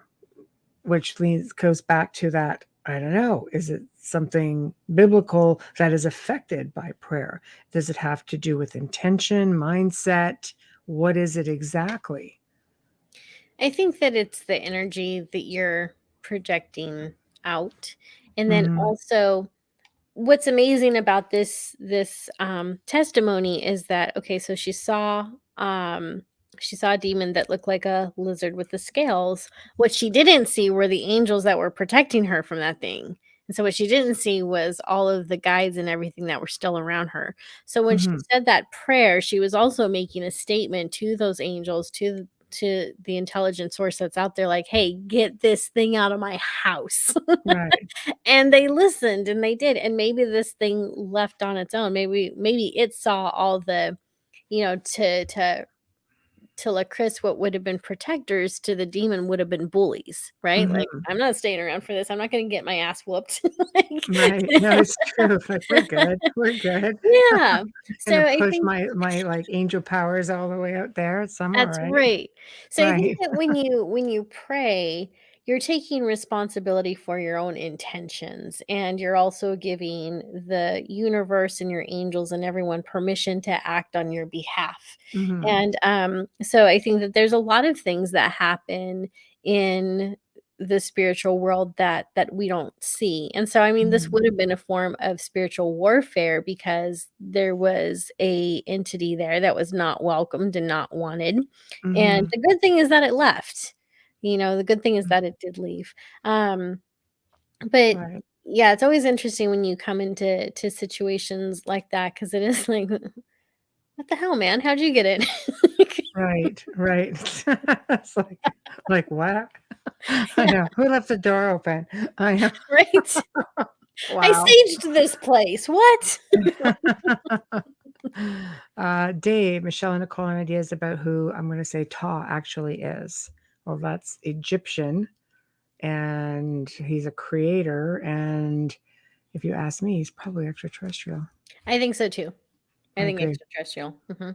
Okay, there we go. It's decided. So it's been The decided. all-powerful Michelle and Nicole have spoken. Yeah. No, I really do believe he's extraterrestrial. I believe a lot of these people, or I think a beings lot of the were. gods are, yeah. Oh, for sure. I mean, they come in, people emulate them, they build monuments to them, they Yeah, want to be like them. It right. just it stands to reason. Amelia is directing this one to us. Do you believe we incarnated from other dimensions like star seeds, light workers, angelic realm to save humanity? I think possibly. I'm gonna leave that to you, Angel Lady. I think that there's so many different reasons why people incarnate that it's hard to give just one. Mm-hmm. And I think it's a beautiful idea that we came here to heal the world, but that's also a big responsibility. And heal it from what? Heal it from Mm, what exactly? Because we keep reincarnating back here. right. We're the ones doing the damage. Like if we weren't here, the earth would be fine. What you're saying is we're just not getting this right. The earth would be So fine. this is like a So prison planet? What is this? I Just don't know. cycling back? Weird. It But oh, go ahead. take it a step further. Do you think that we can reincarnate or I mean, who says it has to be planet Earth? Do you think we can incarnate in other bodies Oh, and yeah. other planets and other systems? Yes. Thank you. There Yeah. we We go. absolutely Okay. can, and we do, and we do. So, like, Right. when people talk about reincarnating a lot or looking at past lives, a lot of times they're talking about their past lives as a human, but what does come up in Right. past life regressions are alien lives that people have lived before. And that's happened to Oh, me. It was okay. actually quite creepy and freaky. I was like, what am I? Really? What? I That's don't crazy. know. Really? Oh. Yeah, I was very tall, very thin. I was translucent. I had these long, like crazy fingers, and Mhm. I was translucent, but also had like this reflect. I don't even know how to It describe sounds it. It like was to me like a really tall strange. white. It was really cool and very strange. Right. But getting back to like why people incarnate here, the Yeah. message that I channeled once, because I was I was pretty pissed at life one time, and I was like, Right. what the heck? What is the purpose? Mm. And one of the things that they told me is one of the reasons we incarnate here is for mastery, to learn Mhm. how to master something. Right. And so part of the healing of humanity may not necessarily mean that we have to go out and heal anyone other than ourselves. There's something that we came here to learn that we need to overcome personally. We need to Mm. get mastership over that thing. Mhm. And so I think that we come back here to consistently elevate based on the choices we make, and to get to that point where we feel comfortable with Mm. the decisions we're consistently making, and Mhm. the way that our choices are affecting other people. Because I think that when you take good care of yourself, and you're not doing that in a way where you're stepping on other people's toes, and you're Mhm. not belittling anyone or hurting anyone else another way, then by example, you kind of are healing humanity. When you take care of Mhm. yourself, I think that energy kind of pours out into other people too. Plus, you're also modeling how Right. to behave, the right way to behave and act in different situations. Um, Mhm. so that's what came through for me, is that we can Mhm. incarnate for mastery. We're here to learn some It type is of mastery. evolution, Yeah, right? it is. It's Yeah. a form of evolution. We just Mhm. try to better ourselves, enlighten ourselves to a point where we don't have to keep coming back here. Yes. And Yeah. with that being said, I have to do a station ID. So otherwise I'm gonna be out of a job. Okay. We don't want So that. to anyone who's just coming in, you are listening, of course, to The Outer Realm with Michelle DeRoche and the lovely Nicole Antoinette. And we are fully sponsored by Folgers Coffee. So I'm just going to put that right up there, Folgers Coffee. Mhm. We love you a whole lot. And Dr. Snick, the sonic surgeon, who is an award-winning composer of Halloween horror, sci-fi, and dark wave electronic music. We are on United Public Radio Network 105.3 FM from the beautiful city of New Orleans. We are basically on 8 different platforms right now. So I'm not going to go through them all. You guys know the drill. All the familiar faces in here. So with that being said, we're going to get right back to the important stuff, being our guest. So I wanted to get up here Trish Moe. Now, Trish is one of our other hosts on the network from the radio show The Missing Piece. I hope I got Mm. that right. It's a new show here. It's a good, great show. Red-winged angels are the seraphim of protectors. Seraphim, basically, you hardly Oh, ever okay. see them. That's the thing. You hardly Yeah. ever see them. They're apparently, to the right Way hand of up God. there. Yeah. Yeah. Yeah, but thank you for that. And Michael Angley was in the chat room tonight. He's with Discovery Paranormal here on the network and the Red Pill News. Take the red pill. Just saying. I know. And we have Amelia Pisano for some crazy show called The Outer Realm. She's in chat tonight. So, but okay. So I'm just want to kind of back up a little bit. I thought this is very cool right here. I agree. I had an angel that appeared in my living room, no less. Looked like a man, had long, thick, blonde, curly hair. Sounds nice. Dressed very modern and spoke a message to me. Want to share with the class what the message was? You can't just leave us hanging like that. An angel message and he'll leave us the message. So, um, and going back to Lucas, who's actually Kelly on her son's account, but she said her 9-year-old is very intuitive and made a comment. Here it is. What kind of a 9-year-old comes out with this? He told his mother, Wow. Earth is hell. And then he said, hey, Mom, did you know the universe is in us? You're 9. How do you know Yeah. this? I know. It Wow. sounds like an old soul to me, to come up with something so that's pretty profound, really, It especially is. for a 9-year-old. It's pretty Yeah. enlightened. So, what do you say to people who want to get on this path? Why don't you tell us a little bit about guiding echoes and what guiding echoes is? I introduced you as a force behind guiding echoes, and what is it? And if people want to communicate with angels or what they should or shouldn't do with their psychic kids, tell us, is this all what you include in this amazing project of yours called Guiding Echoes? Yes, so Guiding Echoes is the name of my business. It's also my YouTube channel, Facebook, Instagram handle. So you can find me. You can stalk me there at No, no, no. You, any of you those just go, girl. You go, YouTube, girl. Facebook, and Twitter. Um, Because we've had people mentioning a reading and stuff. So just, I want you to give that information too, so you can do that in private. Okay, great. Yeah, so my website is guidingechoes.com. So, Right. my passion is really teaching people how to do all of this on their own. Right. One of my big passions actually is my latest course called Embracing Heaven. And so, Embracing Heaven, I teach people how to connect with their loved ones on the other side, even if they're not psychic, even if they're not intuitive, because you do not need a medium to do this. And Hmm. so there are different methods that I stumbled upon and that I channeled that have been working brilliantly for people who desperately miss their loved ones who are now in spirit. And what's so encouraging is that when you have people in the spirit world, you can continue to have a thriving relationship with them. You don't have to grieve them all the time. You don't Right. have to say goodbye. You don't have to let it be the end. That relationship can continue. The dynamic has changed because Hmm. they're no longer in physical form. And there's things that you're always going to miss. You're always going to miss the fact that you can't give them a hug and that you can't, reach out and touch them, and that, if the sink is clogged, they can't unclog the sink for you. Right. There's just Right. so there are limitations to it, Right. but there's different ways that this is expansive too.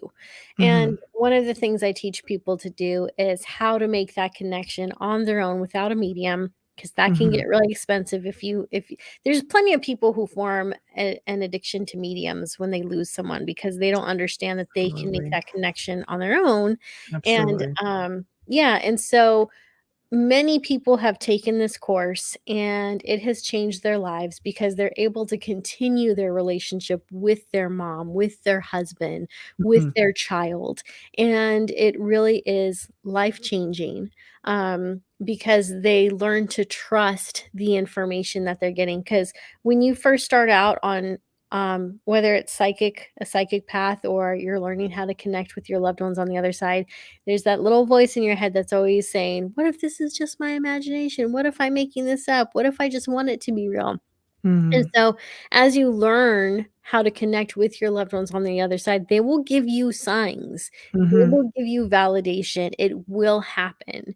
And so, that's one of the things that I teach and that I offer is how to keep that connection going on your own. Hmm. The other thing that I offer is called the Psychic Gym. So for people who do want to learn how to connect with spirits and they do want to enhance things like mediumship and their clairvoyance and clairsentience, and maybe they want to learn how to read tarot.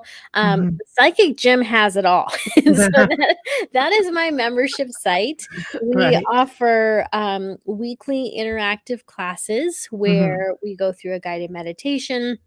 We may learn a new technique. We split out in different breakout groups, and then you get to practice with someone else. You get to practice doing readings, and the way that you learn is by doing. Just like the way that you learn how to play the piano is by doing. The way that you learn how to play baseball is by doing. The way you learn is by doing. And so, Psychic Gym gives you a safe environment Hmm. to practice, to make mistakes. No one's going to get mad at you. No one's going to think you're a fraud. No one's going to demand their money back if Right. you get something wrong, because you're going Right. to make mistakes along this path, and you need to be in a community and a group of people where it's safe to do that, and where you continue Yes. to get encouragement even when you get things wrong sometimes, because we all get things wrong. Right.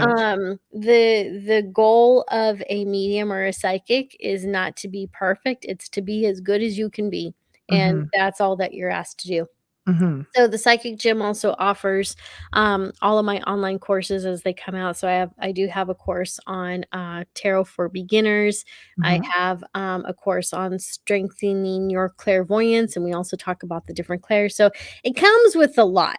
There's a lot Right. in that one. So No, that is that's a great. yeah, that's a monthly membership. And then for people who are like, I just want the free stuff, then you have to check out my YouTube channel, Right. youtube.com/guiding echoes. I release videos every Monday. Sometimes I will go through seasons where I need to take a break because YouTube can be exhausting, but for the most part, It is. it is. I've subscribed, just saying. Yes. So So it's every Monday. right. And there's different topics and different methods and whatnot that we'll dive into. So as Michelle was mentioning earlier, I have done different videos on angels and angel signs and angel numbers. Mm. The past 3 weeks I was focusing a lot on connecting with your loved ones on the other side, how you can do it when you're not psychic. We talked about the different signs, the most common signs that loved ones will give you so that you know they're still there. We talked Mhm. about the most common messages that come through during psychic mediumship readings.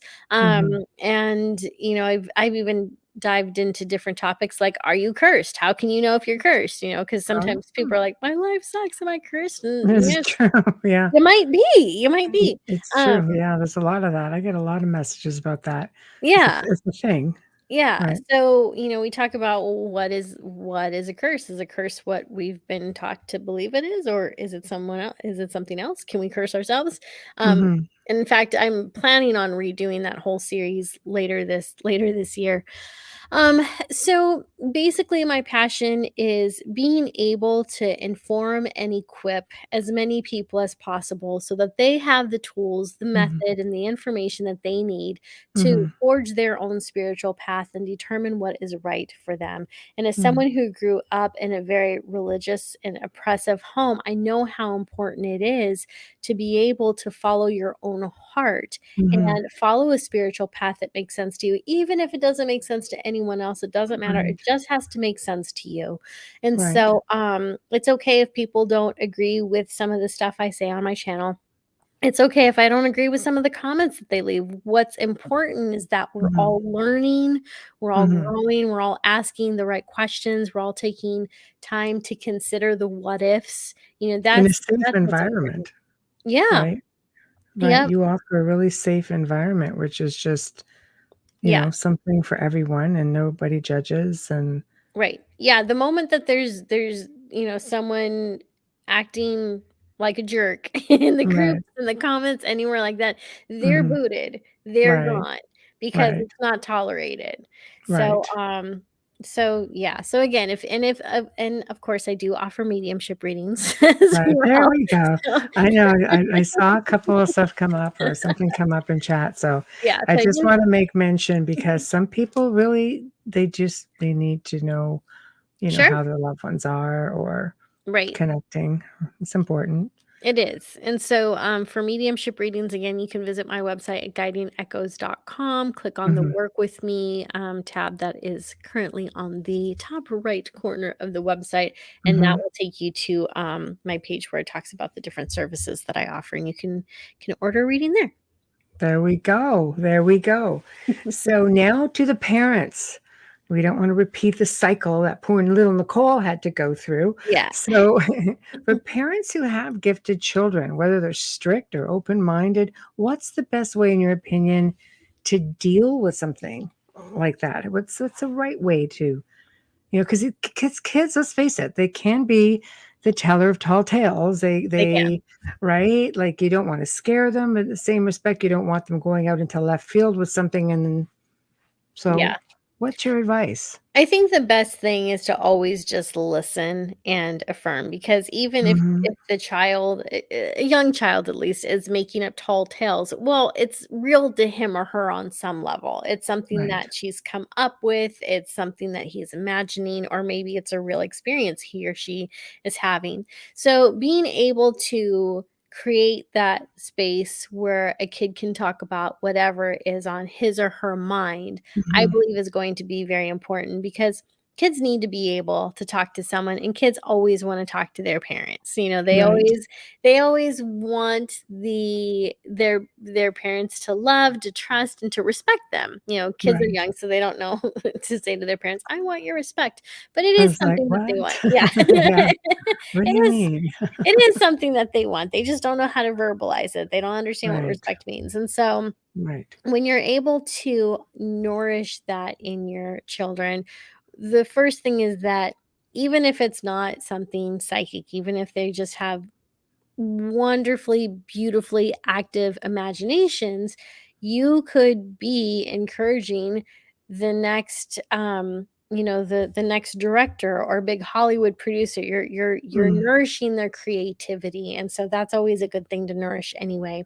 Mhm. And if it does come out later that what they're seeing is real, I think that you're going to know. I think that you're going to get to a point where you know if your kid is making things up or if what they're saying is sincere, because of Mhm. how the stories repeat, how maybe they start to change. Um, and I think that you'll start to experience things in your home. I think that something will happen where you'll start to get Mhm. a red flag, or there's just a knowing in your gut. You know, I think that good parents Mhm. have that intuition when it comes to their kids. And so when their Mhm. kids are telling them, like, hey, I saw this little girl playing in the backyard, if you get some type of sensation from that, Mhm. and you know that was probably true. You know that Right. was true because you got some type of intuitive hit off of it. So Mhm. again, I just think communicating is so important. You know, talking to your kids are so important. And if your kids are seeing things that are very scary, recognize that that is, whether you believe they're seeing this or not, recognize Mhm. it's real to them, and get a trauma counselor involved, because or get some type of a therapist involved, because there's something going on with that child, whether it's real trauma from something they're experiencing, from Mhm. seeing something scary, or they're Mhm. going through something else and this is how their imagination is dealing with it. Like, they need to be able to have some type of adult that they can talk to, especially Mhm. one that'll know how to handle that type Mhm. of situation. Um, I think it would be a great little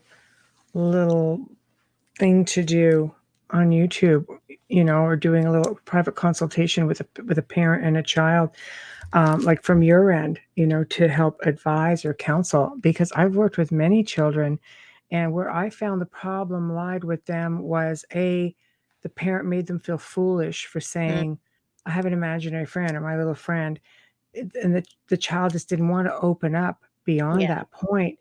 And of course, I only work malevolent cases, and super active in it at one time.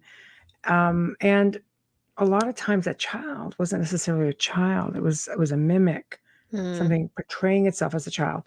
And kids are, let's face it, they're easy to manipulate. So they it's are. easy for something, any kind of an entity, even a human entity, a human spirit to come in and bully. And if you weren't a nice person in life, sorry people, you're not going to necessarily be nice in death. And that point the child withdraws. Yeah. So this has ended up becoming really big issues in some of the families I've worked with. So mentoring and working with kids are, in fact, there's Amelia right there. I love mentoring gifted children. It only benefits a child. Yeah. When the Yeah. parents are on board, 100%. Yep. 100%. So while we still have time, there's another question from Kelly. Is it normal for the dark night of the soul through the spiritual awakening? Did we sign up for this? How do we get out of this? It's depressing. I want out of this. This is like, It The is the present depressing. moment. Right. It is depressing and it is hard, and what it boils down to is taking responsibility for your energy, and that's not something anyone ever wants to hear, so we'll Right. talk a little bit about what that means, and so, I think that when you're taking responsibility for your own energy, you have to start asking yourself, "What does love look like in this situation right now?" Mhm.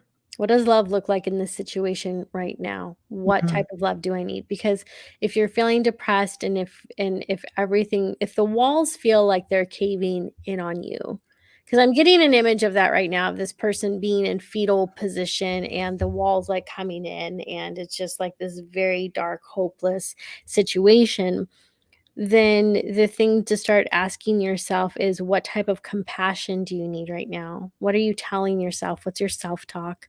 Mhm. And, it all starts with that, and when you're a and I'm not promoting positive affirmations, I think that you have to get to a certain level sometimes before those work. Mhm. I kinda started my own thing where I call them, basically, what were they? Um, basically helpful statements, helpful declarations. What would help you right now? What do you need someone to say to you right now and say it to yourself? So Mhm. right now you're going through the dark night of the soul, you would tell yourself, this is really hard. This sucks, but I'm strong and I'll get through it. Or you might even say, I feel weak, but I'll be Mhm. better tomorrow. It's gonna get Right. better. You know, all dark seasons end. This is coming to its end, and I'm gonna be fine. So you find different ways to talk to yourself like that, and taking responsibility for your energy, really for your life, also looks like what does your home look like right now? Does it Mhm. need to tidy up? Does it need to get cleaned up? Are there things Right. that you need to throw out? Are there relationships that you need to cut? Because all of this stuff does drain us. Loose ends. Yeah, absolutely. Right. Um, so, just start doing some, spiritual maintenance. Um, Mhm. and I do think so much of it is our inner talk and how we're allowing other things to talk to us. There are Yeah. people who, I've talked to people before and they'll tell me about their spirit guide and how their spirit guide is talking to them. I'm like, I don't think that's a good guide. Like, you need to fire that guide. You need to ask for a new one to come in And get the because scowly guy. yeah. Yeah. Well, any spirit can come through and call itself a guide. This is true. Yeah, they can pretend that they're all knowing or that they're there to help and So maybe that's another good question. How do you know the difference? Especially if you're a newbie. How do you know? yeah. So the way that you know is through the interaction you have with them. Like, are they Mm. making you feel good? Are they making you feel stupid? Are they making you feel empowered? Are they Mm. asking you to do things that are unethical? Are they talking you into, stealing a candy bar from the store and telling you that it's an empowerment exercise? I mean, I don't know, Right. but Right. Right. but This is a test. this is a test.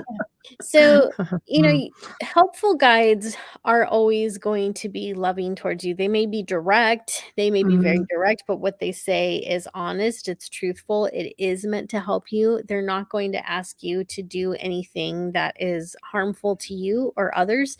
I don't even think they'll ask you to harm even a blade of grass. Mhm. They will want you to act in the best interest of yourself and of others, and they will Mhm. also encourage your spiritual growth. So, I have one guide who will remind me, who will get on me if I haven't meditated in a while.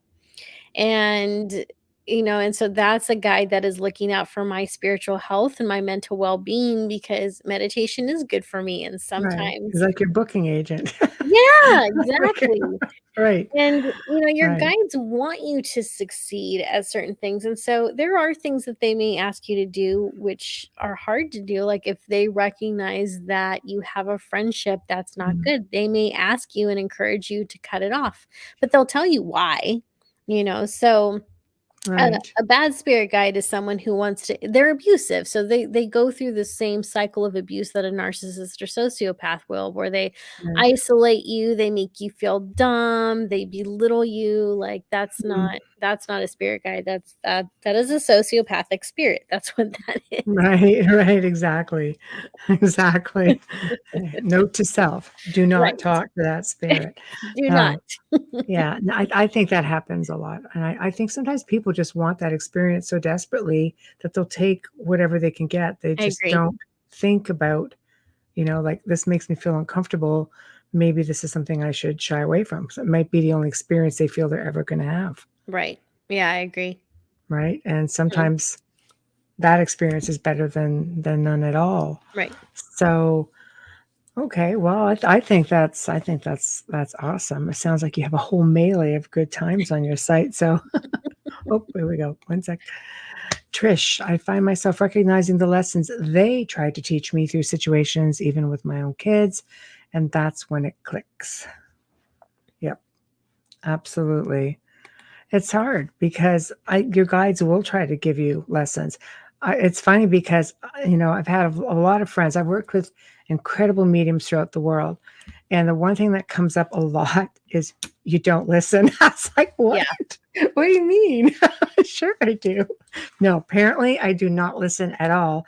And, I just missed the boat on a lot, according to You're my like, guides. They're very frustrated with me. I listen. I just don't want to do what you're telling me to do. See, I'm with Nicole on that. It's not that I don't listen. I'm selective. Selective Yes, hearing. yes. I just do what I want to do.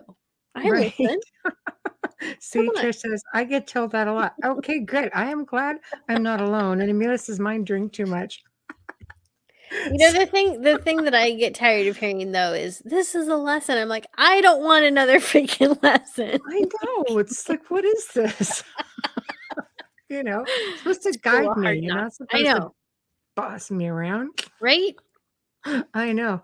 I know. Like I said, I've been pretty good with my guides. It's just except for the scowly guy, which Right. I always go back. I was very insulted when I thought it was pretty funny, the comment I made at the time.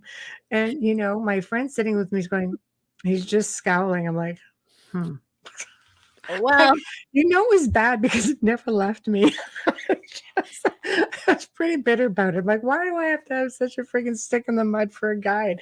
Like, come well, it's on. just one of your guides. He is, yeah. I've One. been told I've had a Yeah. few. Thank gosh. And they're very patient. I'm that meme where that little angel's pushing that person's foot saying, come on, trying to guide them, push them in the right Right. direction. That would be me because I'm just like, okay, whatever. Yeah. Amelia says, one of mine is so sarcastic. Oh, we'll get to. Hold on, it's moving around. Okay, one of mine is so sarcastic, it's exhausting, right? Okay, last question. Absolutely. Go ahead, Kelly. Whenever you're ready. So, okay, I'm just going to be putting that together. So, what do you have as we're nearing the top of the hour? What do you have coming up for this year then, or the next upcoming few months? What's on the docket for Nicole? So one of the things that I'm working on is creating a spiritual protection course. So Ooh, that sounds exciting. yeah. So I had a workshop that I taught on that and everyone really liked it. So I'm looking at turning that into a class. Also wanting to offer more things through the psychic gym. So at some point, right now we're meeting once a week, Sundays at 7 p.m. Eastern. But my goal is to get enough people in there and also find a couple other good teachers so that we can actually have classes every day so that there is a live class available every single day because I know that Sundays at 7 p.m. Eastern don't work for everybody. No. And there are people who would love to go to class more than once a week. Yes. And so I'm hoping by the end of the year I can get get us to have the classes of some type of psychic development every day. Mhm. Um So, I mean, right now, and then I've got a podcast that's launching soon. So Oh, I want God. to, Okay. Tell us yeah. about that. Well, it's I'm hoping to launch it in March, and I say hoping because March is kind of around the corner already. Right. Pretty much. I think you got pretty much 2 weeks. Yeah. So We're there. yeah, so I already have interviews set up for that. But anyways, the name of that is going to be Psychic Confidence. And it is Ooh, I all about, like it. yeah, all I about how like to it. enhance your confidence as a psychic.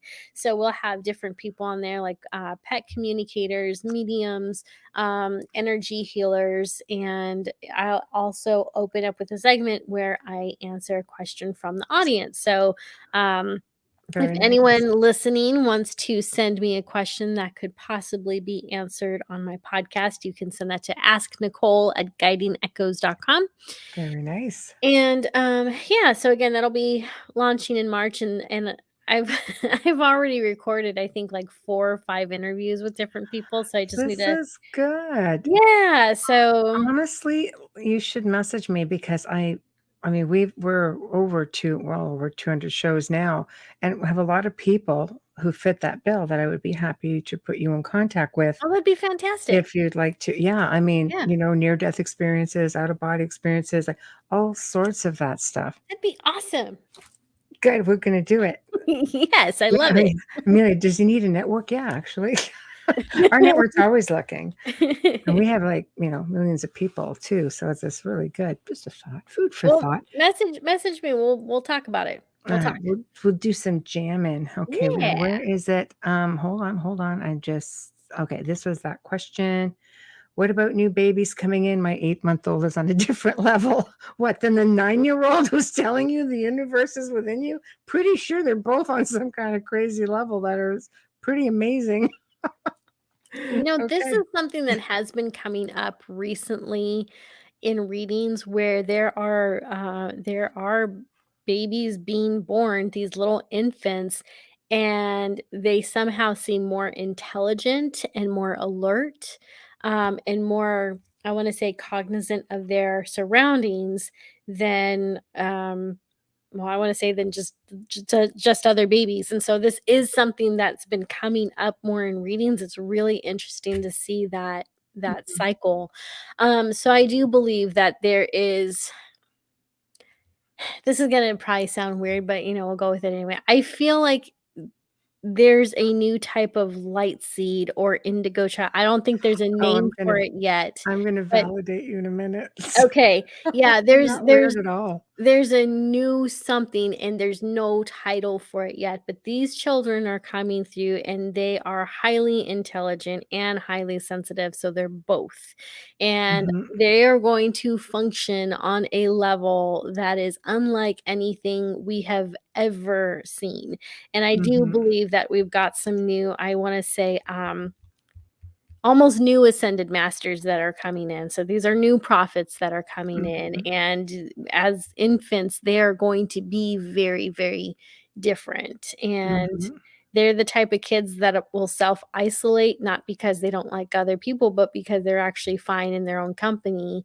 Right. And I think that they're interacting with the universe consistently. Mhm, And so that's what I believe is going on, just based on what I've channeled, what I felt, mhm. and the different things that I've been hearing from moms, who are, I'll do a reading for someone, and I'll tap into their 7-month-old kid who's still Right, alive and right. tell them all about this, like, enormous little kid, but in my mind, I'm thinking this is a 5-year-old, and they're like, "No, he's only 7 months." I'm like, "What?"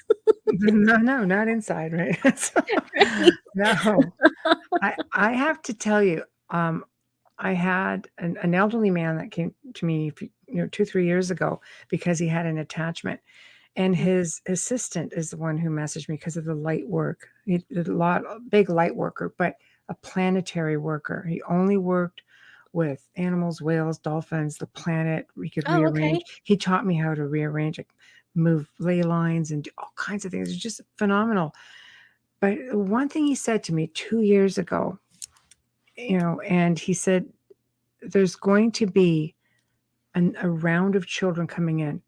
He goes, these souls have never been here before. Yep. these souls are going to be incredibly gifted. It's unlike anything anyone has ever seen. And it goes, it's already started. He said, I was just like, wow. And he doesn't mess around. Like he's always very cautious about what he speaks about. You know, he's an older man. He's not interested in fame, fortune. He keeps himself very quiet. He does unbelievable work. But when he said that, you know, he goes, you have indigo children, you have crystal children. He goes, these children are going to be. This is new. Yes. Yep. He goes, like nothing anyone has seen ever. He goes, and you will be able to notice them because they're going to be exceptional. And I thought, wow. So when you said that, my skin kind of just tingled, like, okay, there's validation for both of you, I think. So, wowzers, you know, and, you know, I'm pretty sure, like, I have a family member whose little one is very much like that, just gifted little person who's, you know, 2 years old and does these amazing things. I just sit there and I'm like, what? How? Yeah, I do. I absolutely, totally agree with that. Okay, Trishmo, I've been trying to find investors to build schools for these children because it's very difficult for them in regular schools. You are right on that. You are right on that. So I think you could do something, Nicole, on your site, even as a parent-child thing, parent of gifted children, working, you know, coming on with their kids and doing something, because you have a really unique way and you're just so bubbly and bubbles, but it's so you are though. It's just your energy. And I think that you could draw that out and really teach somebody and make it fun at the same time. Well, yeah, I try to make everything fun, actually, when it comes to learn, especially psychic stuff, because it's like if it's not fun, you're not going to stick to it. Like if you hate it, you're not going to stick to it. So no, it's true.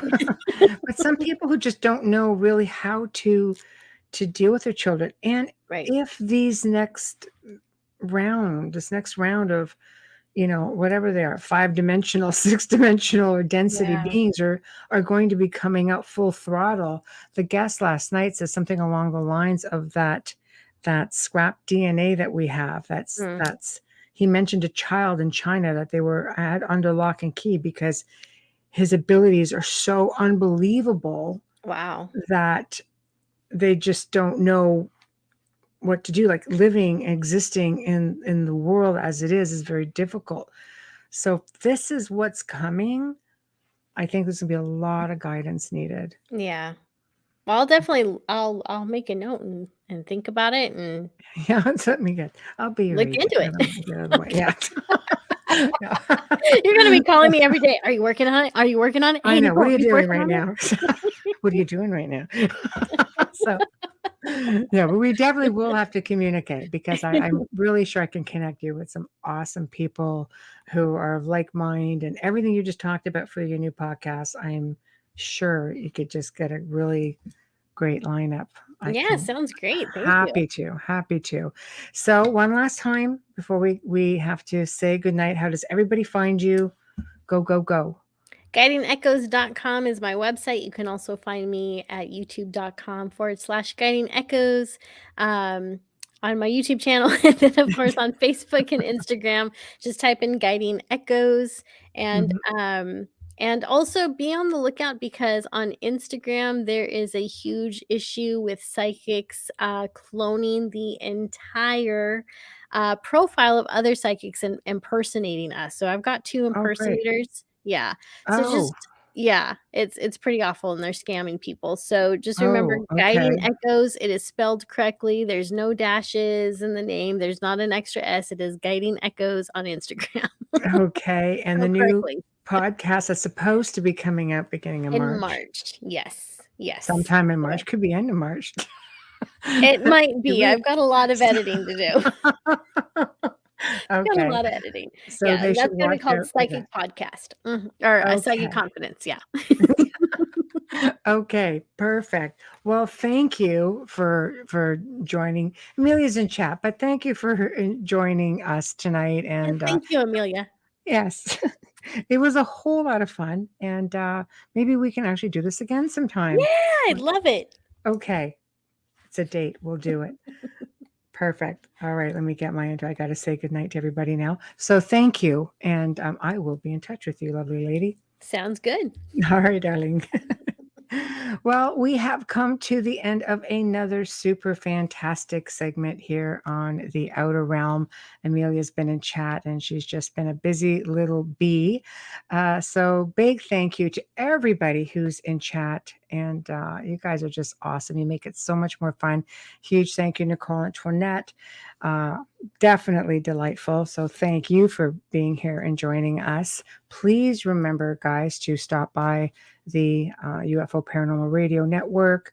Don't just subscribe, become a member and get to see a lot of whole awesome content that you're not really going to see on the regular channel. Sorry, you're just not. Big thank you to Folgers Coffee again, who have been with us since day one. Because of you, we are still here and we are still going strong for you. And thank you to Dr. Snick, aka Justin Snicker, for providing us with your voice and your music for the intro and the outro.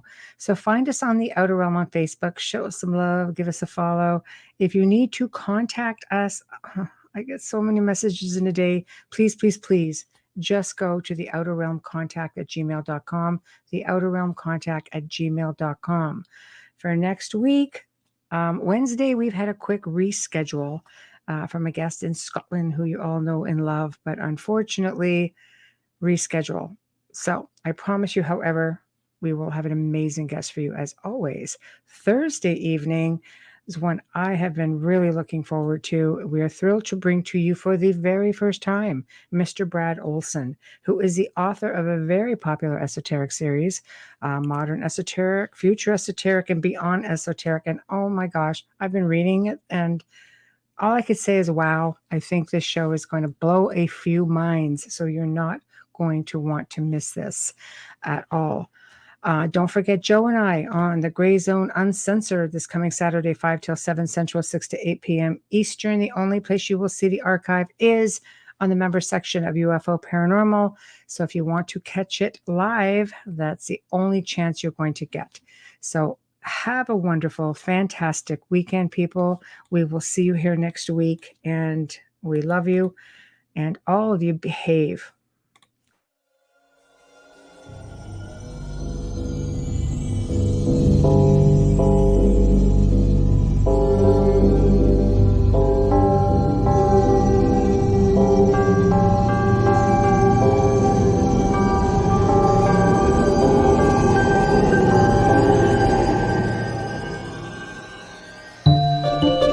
You have been listening to The Outer Realm with Michelle DeRoche and Amelia Pisano, airing live every Wednesday and Thursday evening, 9 to 11 p.m. Eastern, 8 to 10 p.m. Central, on the United Public Radio Network, 105.3 FM in New Orleans.